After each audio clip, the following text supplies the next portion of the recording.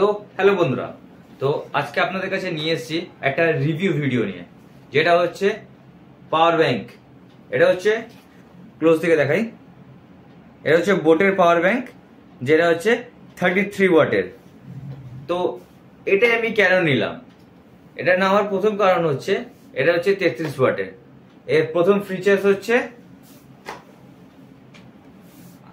আমার এই যে পাওয়ার ব্যাংকটা যে চলছে, এ দেখুন, প্রথমে পাওয়ার ব্যাংকটা দেখে নিন,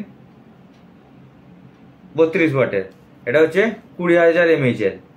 তো এখানে একটা ডাইরেকশন আছে, এখানে তোমার লোগো আছে, এখানে পাওয়ার বাটন আছে। তো আমি এখন যে ট্রাইপডটা ইউজ করছি, যেটা দেখুন গ্লাসে শো হচ্ছে, তো ওটা এই পাওয়ার ব্যাংক দিয়ে চলছে। তো বুঝতে পারছেন এই পাওয়ার ব্যাংকের ক্ষমতা কত। এটা সচরাচর 10,000 mAh এর যে 22 ওয়াটের পাওয়ার ব্যাংক গুলো আছে, ওগুলোকে সাপোর্ট করে না, একমাত্র এইসব পাওয়ার ব্যাংকই সাপোর্ট করে। ওই জন্য স্পেসিফিক আমি এই পাওয়ার ব্যাংকটা চুজ করেছি।